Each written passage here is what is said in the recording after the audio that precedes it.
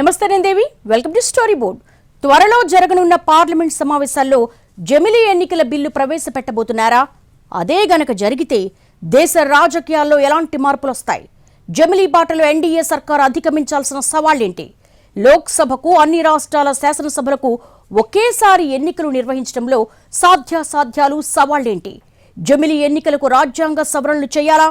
అవన్నీ సాధ్యమేనా? అసెంబ్లీల గడువు పెంపు తగ్గింపు ఇవన్నీ చేయగలరా? ఇదే వాళ్ళ స్టోరీ బోర్డ్. దేశ రాజకీయ ముఖ చిత్రం మార్చే జమిలీ ఎన్నికల వైపే కేంద్రం అడుగులేస్తోందా? గత నెలలో కేంద్ర కేబినెట్ ఆమోదం పొందిన ఒకే దేశం ఒకే ఎన్నికల ప్రతిపాదనలకు వాస్తవ రూపం ఇచ్చే కసరత్తు వడివడిగా జరుగుతోందా? వచ్చే శీతాకాల పార్లమెంట్ సమావేశాల్లోనే వన్ నేషన్ వన్ ఎలక్షన్ బిల్లును ప్రవేశపెట్టనున్నారా? ఒకటే దేశం ఒకటే ఎన్నికలు. దేశవ్యాప్తంగా పార్లమెంట్ అసెంబ్లీలకు జమిలిగా ఎన్నికలు నిర్వహించే ప్రతిపాదన మరోసారి తెరపైకొచ్చింది. ఎన్డీఏ ప్రభుత్వం 3.0లోనే అందుకు అవకాశం ఉండడంతో జాతీయ స్థాయిలో రాజకీయంగా వేడి రగిల్చింది. ఇప్పటికే జమిలీ ఎన్నికలపై ఉన్నత స్థాయి కమిటీ నివేదిక సమర్పించడం, కేంద్ర కేబినెట్ ఆమోదించడం చకచకా జరిగిపోయాయి. ఈ ఏడాది స్వాతంత్ర దినోత్సవ ప్రసంగంలో తాజాగా దీపావళి వేడుకల సందర్భంగా ప్రధానమంత్రి Modi one nation one election గురించి మాట్లాడారు. ఒకే దేశం ఒకే ఎన్నిక, ఉమ్మడి పౌర స్మృతి త్వరలోనే అమల్లోకొస్తాయని స్పష్టం చేశారు. దీన్ని ఎవరూ అడ్డుకోలేరని, ఇది జరిగి తీరుతుందని స్పష్టం చేశారు. వన్ నేషన్ వన్ ఎలక్షన్ దేశ వికాసానికి దోహదం చేస్తుందన్నారు. మోడీ వ్యాఖ్యలతో దేశవ్యాప్తంగా ముందస్తు ఎన్నికలపై జోరుగా చర్చ జరుగుతోంది. एकता के हमारे इन प्रयासों के तहत ही अब हम वन नेशन वन इलेक्शन पर काम कर रहे हैं, जो भारत के लोकतंत्र को मजबूती देगा, जो भारत के संसाधनों का ऑप्टिमम आउटकम देगा. సెప్టెంబర్లో జరిగిన కేబినెట్ సమావేశంలో ఒకే దేశం ఒకే ఎన్నిక ప్రతిపాదనకు ఆమోదం తెలిపింది. జమిలీ ఎన్నికలపై రాష్ట్రపతి రామ్నాథ్ కోవింద్ నేతృత్వంలో సమర్పించిన నివేదికకు గ్రీన్ సిగ్నల్ ఇచ్చింది. దేశంలోని పలు రాజకీయ పార్టీలు జమిలీ ఎన్నికల మద్దతు ఇచ్చినట్టు కేంద్రం చెప్పింది. ముందస్తు ఎన్నికలకు సంబంధించిన బిల్లును పార్లమెంటు శీతాకాల సమావేశాల్లోనే ప్రవేశపెట్టే అవకాశం ఉన్నట్టు తెలుస్తోంది. ఈ సమావేశాల్లోనే వన్ నేషన్ వన్ ఎలక్షన్ బిల్లును ఆమోదింపజేసేలా బీజేపీ పావులు కదుపుతోంది. బిల్లును ఉభయ సభల్లో పాస్ అయ్యేలా ఎన్డీఏ మిత్రపక్షాలతో పాటు ఇతర రాజకీయ పార్టీలతోనూ ఇప్పటికే సంప్రదింపులు జరుపుతున్నట్టు తెలుస్తోంది. దేశమంతా జమిలీ టాక్ నడుస్తోంది. పార్టీలు, ప్రభుత్వాలు జనంలోనూ ముందస్తు ఉంటుందా, ఉండదా, ఉంటే ఎప్పుడుంటుంది, అది ఏ రూపంలో ఉంటుంది, కాలపరిమితి ముగియని అసెంబ్లీలను ఏం చేస్తారు, కాలపరిమితి ముందే ముగిసిపోయిన అసెంబ్లీలను ఏం చేయబోతున్నారు, జమిలిని ఎలా అమల్లోకి తేగలుగుతారు అన్న చర్చ ప్రతి చోట జరుగుతోంది. 2027లో జమిలీ ఎన్నికలు జరగవచ్చని సూచనప్రాయంగా తెలుస్తోంది. 2027లో ఉత్తరప్రదేశ్ అసెంబ్లీ ఎన్నికలున్నాయి. ఆ ఎన్నికలతోనే జమిలీ జరగవచ్చని ఓ అంచనా. 2027లో జమిలీ జరిగితే తెలంగాణకు ఏడాది ముందు, ఆంధ్రాకు 2 ఏళ్ల ముందు అసెంబ్లీ ఎన్నికలు రానున్నాయి. ఓవరాల్ గా లోక్సభకు 2 ఏళ్ల ముందే ఎన్నికలొస్తాయి. మోడీ సర్కార్ వీటన్నిటినీ ఎలా స్ట్రీమ్లైన్ చేయగలుగుతుంది, ఏ విధంగా అమల్లోకి తీసుకురాగలుగుతుంది అన్నది అందరిలో ఆసక్తి రేపుతోంది. మరి ఆ అసెంబ్లీలను ఎలా అడ్రస్ చేస్తారు? 3 ఏళ్లకే ఆ అసెంబ్లీల కాలపరిమితిని ముగిస్తారా? వాటినెలా పరిష్కరిస్తారు అన్నది కేంద్రం ముందు ఉన్న అతిపెద్ద ఛాలెంజ్. అయితే మొదట జమిలీ బిల్లును పార్లమెంట్లో ఆమోదింపజేసి ఆ తర్వాత మిగిలిన కసరత్తు ప్రారంభించొచ్చన్న అంచనాలున్నాయి. దేశంలో దాదాపు సగం రాష్ట్రాలకు కాలపరిమితి సమస్య వస్తుంది. కొన్నిటికి ముందు, మరికొన్నిటికి తర్వాత వీటన్నిటినీ సరిచేసుకుంటూ రావడం కేంద్రానికి సవాలుగా మారనుంది. జమిలీ ఎన్నికల్లో బీజేపీ ఖచ్చితంగా మోడీ బొమ్మ పెట్టుకుని జనాన్ని ఓట్లడగాలి. దానివల్ల పార్లమెంట్ అసెంబ్లీ ఎన్నికల్లో కలిసి రావచ్చనేది ఆ పార్టీ ఆశ. మోడీ ప్రభావం, ఆయన చరిష్మాతో జమిలీ ఎన్నికల్లో రాష్ట్రాల్లోనూ బీజేపీకి కలిసొస్తుందని రాజకీయ వ్యూహంలో ఉంది బీజేపీ. జనం ఒకేసారి 2 ఓట్లు వేయాల్సి ఉంటుంది. రాష్ట్రాల్లో ఎమ్మెల్యేకి, కేంద్రంలో ఎంపీకి 2 ఓట్లు వేసే క్రమంలో ఓటరు వ్యూహాత్మకంగా అటొక ఓటు ఇటొక ఓటు వెయ్యలేడు. మోడీ చరిష్మాతో 2 ఓట్లు బీజేపీకే జనం వేస్తారని ఆ పార్టీ నేతలు భావిస్తున్నారు. రాజకీయంగా జమిలీ వల్ల బీజేపీకి జరిగే మేలిదే. అయితే ఈ అంచనాలు బీజేపీ అనుకున్నట్టే జరగాలని ఏం లేదు. జమిలీలో మరో రిస్క్ కూడా ఉంది. బీజేపీ అధినాయకత్వం మీద మోడీ పైన జనంలో వ్యతిరేకత ఉంటే 2 చోట్ల దెబ్బతినే ప్రమాదం కూడా లేకపోలేదు. జమిలి వల్ల రాజకీయంగా ఎంత లాభం ఉంటుందని అంచనా వేస్తున్నారో అంతే స్థాయిలో నష్టం ఉంటుందని కూడా ఆలోచించాల్సిందే. కాకపోతే దేశంలో ఇవాళ మోడీకి ఉన్న చరిష్మా, ఫేస్ వాల్యూ బట్టి చూస్తే బీజేపీకి కొంత అడ్వాంటేజ్ అయ్యే అవకాశం కనిపిస్తోంది. రాజకీయ ఆమోదం సాధించడం ఒకెత్తైతే సాంకేతికంగా సగానికి పైగా రాష్ట్రాల అసెంబ్లీల కాల పరిమితుల్ని సరిచేయాల్సి ఉంటుంది. జమిలి ఎన్నికలతో రాజకీయ ప్రయోజనాలు ఎలా ఉన్నా ఎన్నికల వ్యవస్థను చక్కదిద్దాలని దృఢ సంకల్పంతో కేంద్రంలోని మోడీ సర్కార్ కనిపిస్తోంది. అదే ఆలోచనతో ముందుకు వెళ్తే మరో 3 ఏళ్లలోనే జమిలి ఎన్నికలు తప్పకపోవచ్చు. జమిలి ఎన్నికలొస్తే కేంద్రంలో అధికార పార్టీనే రాష్ట్రాల్లోనూ పట్టు సాధిస్తుందన్న వాదనలు బలంగా ఉన్నాయి. వాటికి పరిష్కారం చూపిస్తారా? అది జరగకుండా జమిలి సాధ్యమేనా? ఈ నవంబర్ 26తో భారత రాజ్యాంగానికి వజ్రోత్సవాలు ప్రారంభం కానున్నాయి. ఆ ముందు లేదా వెనుకనే జమిలి బిల్లు రావచ్చని కొందరి అంచనా. ప్రస్తుతం కేంద్రంలోని ఎన్డీఏ ప్రభుత్వమే పూర్తి ఆధిక్యంతో లేదు. ఈ పరిస్థితిలో బిల్లులు తెస్తే ఎలా నెగ్గించుకోగలరు అన్నది ఆసక్తికరంగా మారింది. బీజేపీ మిత్రపక్షాలైనా దీనిపై ఏకాభిప్రాయంతోనే ఉన్నాయా అన్నది తెలియాల్సి ఉంది. జమిలి అంటే పార్లమెంటుతో పాటు అన్ని రాష్ట్రాల అసెంబ్లీలకు ఒకేసారి ఎన్నికలు నిర్వహించాల్సి ఉంటుంది. ఇదేమీ దేశానికి కొత్త కాదు. 1951 నుంచి 67 వరకు దేశవ్యాప్తంగా జమిలి ఎన్నికలే జరిగాయి. ఆ తర్వాత వివిధ రాష్ట్రాల్లో ప్రభుత్వాలు కూలిపోవడంతో మధ్యంతర ఎన్నికలొచ్చి జమిలి మాయమైపోయింది. దీంతో ఆయా రాష్ట్రాల అసెంబ్లీ ఎన్నికల గడువులు మారిపోయాయి. ఒకే దేశం ఒకే ఎన్నికా విధానాన్ని అమలు చేస్తే ప్రతి 15 ఏళ్లకు కేవలం ఈవీఎంల కోసమే 10,000 కోట్లు ఖర్చు చేయాల్సి వస్తుందని తెలిపింది. మరోవైపు సుదీర్ఘ ఎన్నికల ప్రక్రియ కూడా ఖర్చు పెరగడానికి కారణమవుతుందనే వాదన వినిపిస్తోంది. దేశంలో తొలి సార్వత్రిక ఎన్నికలు 4 నెలల పాటు జరిగాయి. 1962 నుంచి 1989 మధ్య 4 నుంచి 10 రోజుల్లోనే ఎన్నికలు ముగిశాయి. 1980లో కేవలం 4 రోజుల్లోనే ఎన్నికలు పూర్తయ్యాయి. 2004లో 21 రోజులు, 2009లో 30 రోజులు, 2014లో 36 రోజులు, 2019లో 39 రోజుల పాటు ఎన్నికలు జరిగాయి. 2024 సార్వత్రిక ఎన్నికలు 44 రోజుల పాటు జరిగాయి. మనది ప్రపంచంలోనే అతిపెద్ద ప్రజాస్వామ్యం. 100 కోట్ల మంది ఓటర్లు 5 ఏళ్లకోసారి ఎన్నికల్లో పాల్గొనే క్రతువును ప్రపంచమంతా ఆశ్చర్యంగా అబ్బురంతో చూస్తోంది. వివిధ భాషలు, మతాలు, ప్రాంతాలు, వివిధ భౌగోళిక పరిస్థితులు ఉన్న దేశంలో ఎన్నో కష్టనష్టాలు కోర్చి ఎన్నికల సంఘం అత్యంత నిష్ఠగా ఎన్నికలు నిర్వహిస్తోంది. అదే సమయంలో అత్యంత ఖరీదైన ఎన్నికలుగా కూడా మన ఎన్నికలకు పేరొచ్చేసింది. అసెంబ్లీ, పార్లమెంట్ ఎలక్షన్స్ అనే తేడా లేకుండా అన్నీ ఖరీదైపోయాయి. జమిలి ఎన్నికలు జరిపితే ఖర్చు తగ్గుతుందనే వాదన తెరపైకొచ్చింది. కానీ జమిలి లెక్కలు కూడా ఇటీవలే బయటకొచ్చాయి. ఇవి కూడా అంత తక్కువగా ఏమీ లేవని తేలిపోయింది. జమిలీకి జై కొడుతున్నారు సరే, పార్లమెంట్లో సాధారణ బిల్లుల ఆమోదమే కుదరడం లేదు. ఇక రాజ్యాంగ సవరణలు ఎలా కుదురుతాయనేదే చిక్కు ప్రశ్న. ముందస్తు ఎన్నికలతో అధికార పార్టీకి ఎక్కువ లాభం జరుగుతుందా? ప్రాంతీయ పార్టీలకు నిరాశ ఎదురయ్యే అవకాశం ఉందా? బలంగా ఉన్నామని చెప్పడానికే ఎన్డీఏ సర్కారు జమిలి అంశాన్ని ప్రజల్లోకి తీసుకెళ్తోందా? నరేంద్ర మోడీ 3వ విడత పాలనకు 150 రోజులు పూర్తవుతున్న సమయంలో మరోసారి జమిలి అంశం తెరపైకి రావడం వ్యూహాత్మకమే అనే చర్చ నడుస్తోంది.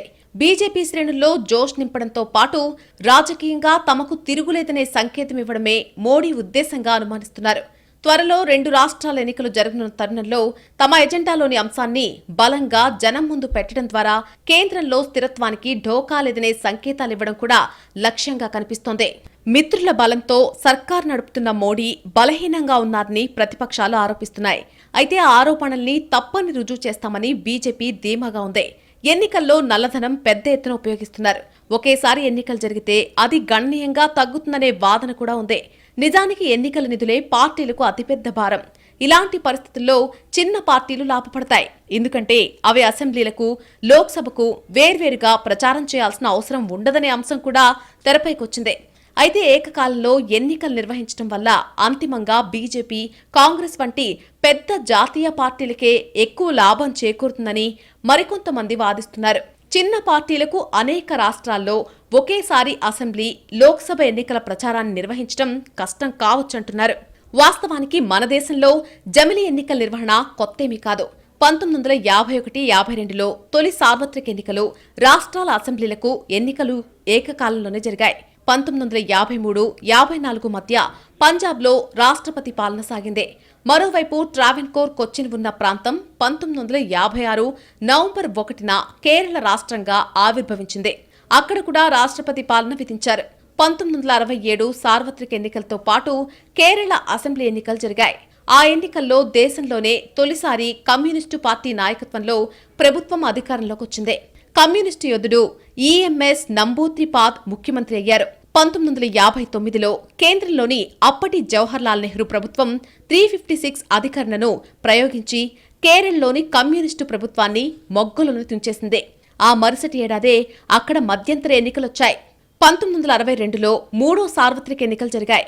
అంతకు ముందు ఏడాది 1961లో ఒరిస్సాలోని ప్రభుత్వం కుప్పకూలిపోయి అక్కడ అసెంబ్లీకి మధ్యంతర ఎన్నికలొచ్చాయి. అయితే ప్రస్తుతం ఒరిస్సా అసెంబ్లీ ఎన్నికలు లోక్సభ ఎన్నికలతోనే జరుగుతున్నాయి. 1951, 57, 62, 67 మొదటి 4 లోక్సభ ఎన్నికల ఏకకాలంలో జరిగాయి. మొదటి 3 లోక్సభ అసెంబ్లీలు 5 ఏళ్ల పాటు పూర్తికాలం పాలన సాగించాయి. 1967 తర్వాత తరచూ రాష్ట్రాల్లో ప్రభుత్వాలు పడిపోవడం, ఎన్నికలు రావడం ఒక ధోరణిగా మారింది. 1968లో కొన్ని రాష్ట్రాల అసెంబ్లీలు, 69లో మరికొన్ని రాష్ట్రాల అసెంబ్లీలు అర్ధాంతరంగా రద్దు కావడంతో అవి లోక్సభ ఎన్నికలతో సంబంధం లేకుండా జరిగాయి. 1969లో కాంగ్రెస్లో చీలిక వల్ల దేశంలో అనేక రాష్ట్రాల్లో కాంగ్రెస్ ప్రభుత్వాలు పడిపోయాయి. 1970లో నాటి ప్రధానమంత్రి ఇందిరాగాంధీ లోక్సభను రద్దు చేయడంతో మధ్యంతర ఎన్నికలొచ్చాయి. 1971లో లోక్సభకు ఎన్నికలు జరగడంతో లోక్సభ, రాష్ట్ర అసెంబ్లీ ఎన్నికలు పూర్తిగా వేరైపోయాయి. 1975లో ఇందిరాగాంధీ 352 అధికరణను ప్రయోగించి ఎమర్జెన్సీ విధించి లోక్సభ గడువును ఏడాది పొడిగించారు. 1977లో అప్పటి వరకు అధికారంలో ఉన్న కాంగ్రెస్ పార్టీని ఓడించి జనతా పార్టీ నేతృత్వంలోని మొరార్జీ దేశాయ్ ప్రధానమంత్రిగా తొలి కాంగ్రెసేతర ప్రభుత్వం ఏర్పడింది. అయితే ఆ ప్రభుత్వం కూడా మధ్యలోనే కూలిపోయింది. మొరార్జీ దేశాయ్, విపి సింగ్, హెచ్డి దేవగౌడ ప్రభుత్వాలు పూర్తికాలం పరిపాలన సాగకుండానే మధ్యలోనే కూలిపోయాయి. దేశంలో 28 రాష్ట్రాలు, 8 కేంద్రపాలిత ప్రాంతాలుండగా ప్రస్తుతం లోక్సభ ఎన్నికలతోనే ఏపీ, ఒరిస్సా, అరుణాచల్ ప్రదేశ్, సిక్కిం రాష్ట్రాల అసెంబ్లీలకు కూడా ఎన్నికలు జరుగుతున్నాయి. గతంలో తెలంగాణ ఏర్పడిన తర్వాత మొదటి అసెంబ్లీ ఎన్నికలు కూడా 2014 లోక్సభ ఎన్నికలతోనే జరిగాయి. అయితే కేసీఆర్ 2018లో అసెంబ్లీని రద్దు చేసి ముందస్తు ఎన్నికలకు వెళ్లారు. దీంతో తెలంగాణ అసెంబ్లీ ఎన్నికలు లోక్సభ ఎన్నికలకు ముందే జరుగుతున్నాయి. 2027లో ముందస్తు ఎన్నికలు జరిగితే ఆంధ్రప్రదేశ్ ప్రభుత్వం 3 ఏళ్లలో తెలంగాణలోని కాంగ్రెస్ సర్కార్ పదవీకాలం 4 ఏళ్లలోనే ముగియనుంది. ఒకవేళ 2029లో వన్ నేషన్ వన్ ఎలక్షన్ జరిగితే ప్రస్తుతం ఉన్న ఏపీ సర్కార్కు ఎలాంటి డోకా ఉండదు. అయితే తెలంగాణలో ప్రభుత్వాన్ని ఏడాది పాటు పొడిగిస్తారన్నది ఆసక్తికరంగా మారింది. 1951 నుంచి 52 మధ్యకాలంలో లోక్సభ ఎన్నికలతో పాటు 90% రాష్ట్రాల అసెంబ్లీలకు ఏకకాలంలో ఎన్నికలు జరిగాయి. 1957లో 76% జరగ్గా 67లో 67%, 2019 నాటికి లోక్సభ ఎన్నికలతో అసెంబ్లీలకు ఎన్నికలు జరిగిన రాష్ట్రాల సంఖ్య 15% తగ్గిపోయింది. 4 రాష్ట్రాలు మినహా మిగిలిన 24 రాష్ట్రాల అసెంబ్లీ ఎన్నికలు లోక్సభ ఎన్నికలతో జరగడం లేదు. ఈ రకంగా లోక్సభ, రాష్ట్ర శాసనసభ ఎన్నికలకు ఈ రెండిటికీ మధ్య చాలా వ్యత్యాసం కనిపిస్తోంది. రాజ్యాంగంలో అవిశ్వాస తీర్మానం ప్రస్తావన ఖచ్చితత్వంతో లేదు. లోక్సభ విధి విధానాల్లోని 198 నిబంధనల్లో మాత్రమే దాన్ని ప్రస్తావించారు. 50 లేదా అంతకంటే ఎక్కువ మంది చట్టసభ సభ్యులు అవిశ్వాస తీర్మానం ప్రవేశపెట్టవచ్చని నిబంధనలు చెబుతున్నాయి.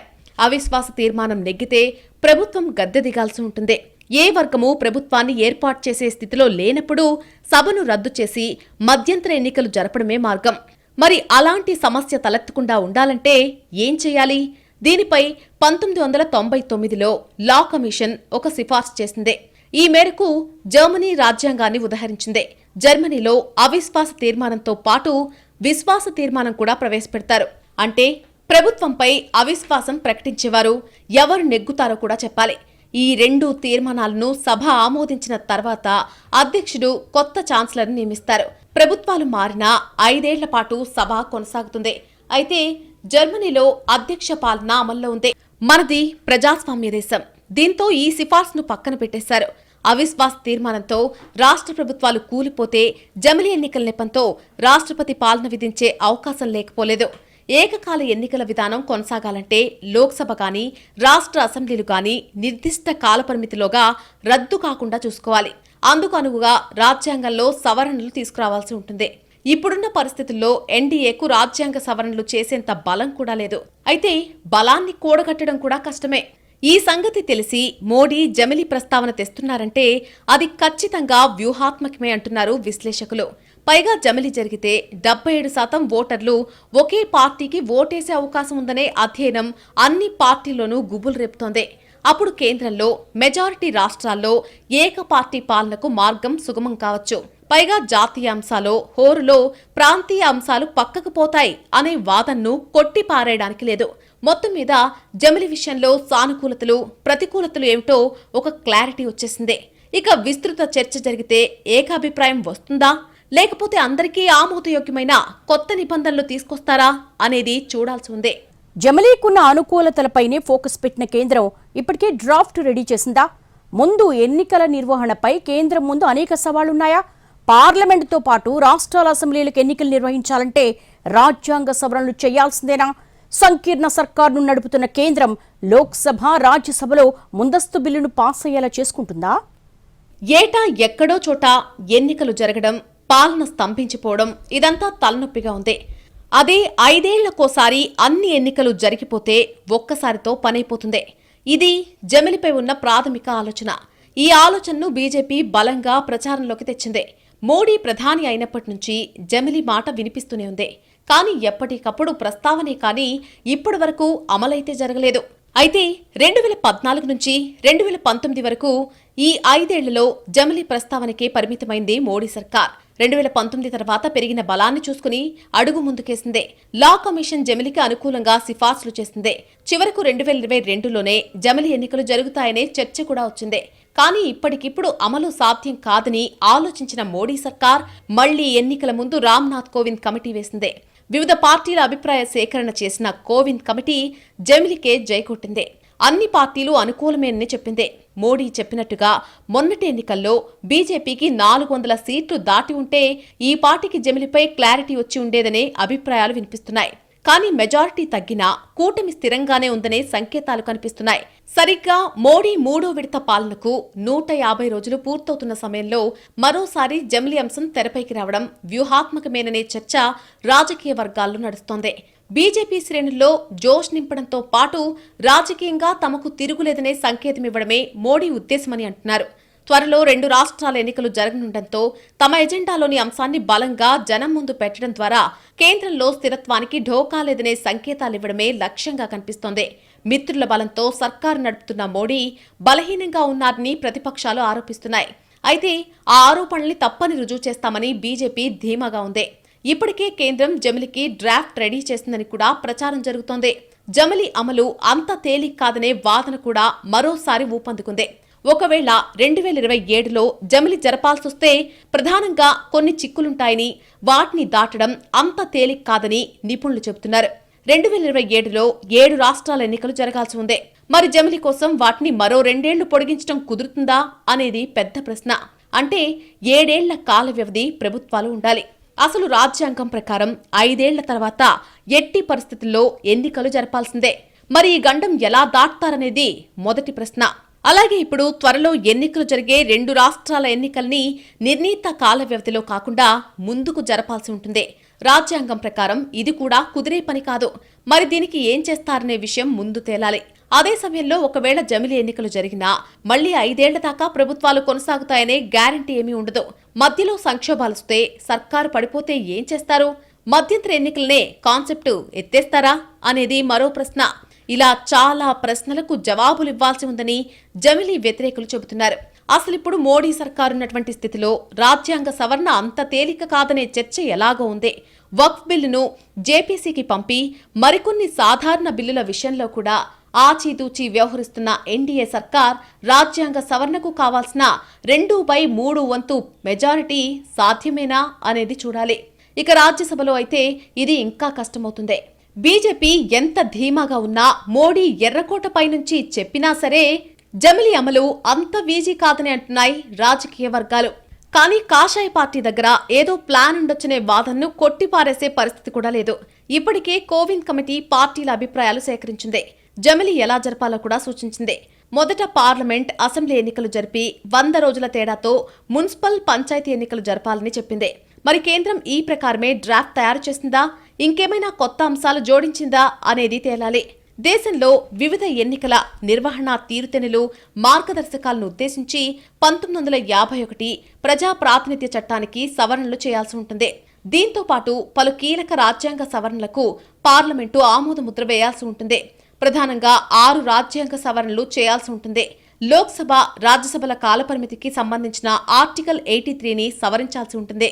రాష్ట్రాల అసెంబ్లీలకు 5 ఏళ్ల గడువు నిర్దేశించే ఆర్టికల్ 172/1 సవరించాలి. అత్యయిక పరిస్థితుల సమయంలో సభాకాల పరిమితిని ఏడాదికి మించకుండా పార్లమెంటు చట్టం ద్వారా వీలు కల్పించే ఆర్టికల్ 83/2 సవరించాల్సి ఉంటుంది. రాష్ట్రపతికి లోక్సభ రద్దు చేసే అధికారాలిచ్చే ఆర్టికల్ 85(2)(b)ని సవరించాలి. అదేవిధంగా రాష్ట్రాల అసెంబ్లీల రద్దు అధికారం గవర్నర్కు దాఖలు పరిచే ఆర్టికల్ 174(2)(b)కి సవరణలు చేయాలి. రాష్ట్రాల్లో రాష్ట్రపతి పాలనకు వీలు కల్పించే ఆర్టికల్ 356ని సవరించాల్సి ఉంటుంది.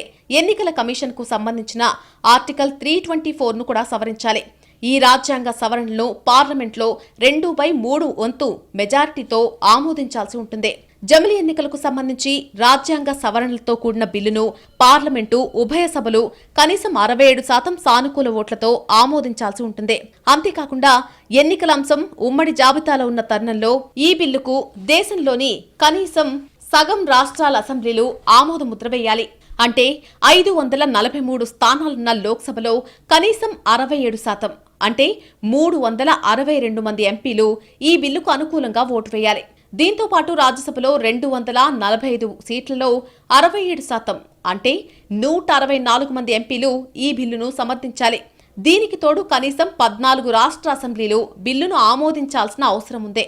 అయితే మిత్రులతో ఇబ్బందులు లేవని, ఖచ్చితంగా అనుకున్నది చేసి తీరుతాము అనేది కమల్నాథులు స్పష్టం చేస్తున్నారు.